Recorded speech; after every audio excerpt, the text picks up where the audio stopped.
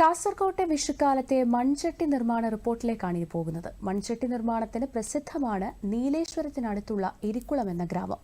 വയലിൽ നിന്നുള്ള മണ്ണെടുത്താണ് വിഷുവിന് വേണ്ടിയുള്ള മൺചട്ടികൾ സ്ത്രീകൾ തയ്യാറാക്കുന്നത്.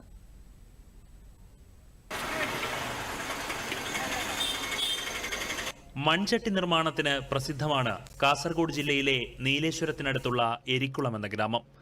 ഇവിടുത്തെ വയലിൽ നിന്നുള്ള മണ്ണെടുത്താണ് വിഷുവിന് വേണ്ട മൺചട്ടികൾ തയ്യാറാക്കുന്നത്. 36 ഏക്കർ വരുന്ന സ്ഥലത്ത് തുലാക്കൊയ്ത്ത് കഴിഞ്ഞാൽ പച്ചക്കറി കൃഷിയാണ്. ജൂൺ മാസമാകുമ്പോൾ നെൽകൃഷിക്ക് വേണ്ടിയിട്ട് പാകപ്പെടുത്താൻ വേണ്ടിയിട്ട് നമ്മൾ വയലിൽ തയ്യാറാക്കുന്നത്. അത് എത്രയോ കാലങ്ങളായിട്ട് ആ ഒരു പ്രക്രിയ ഇങ്ങനെ തുടർന്നു വരുന്നതാണ്.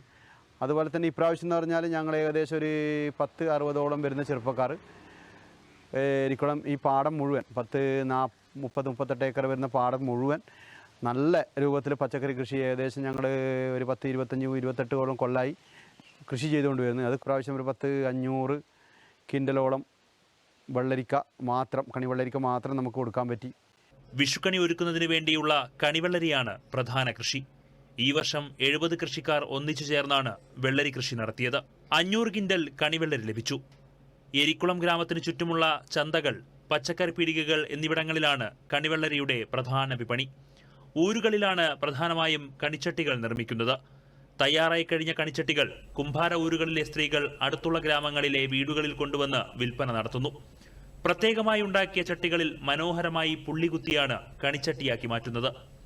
വിഷുക്കാലത്ത് പച്ചക്കറി കൃഷി ചെയ്തു കഴിഞ്ഞാൽ പാടത്തു നിന്ന് ഒരു വർഷത്തേക്ക് ആവശ്യമായ മണ്ണെടുത്ത് സൂക്ഷിക്കുന്നു. ഈ മണ്ണ് കൊണ്ടാണ് കണിച്ചട്ടികൾ ഉണ്ടാക്കുന്നത്. വിഷുക്കണിയുടെ പ്രധാന ഇനമായ കണിക്കൊന്നയുടെ സ്വർണ്ണ നിറത്തോട് തുല്യമാണ് എരികുളത്ത് നിന്നുമുണ്ടാക്കുന്ന വെള്ളരിയുടെ സ്വർണ്ണ നിറവും. ഇത് വിഷുക്കണിയുടെ മാറ്റു കൂട്ടുന്നു.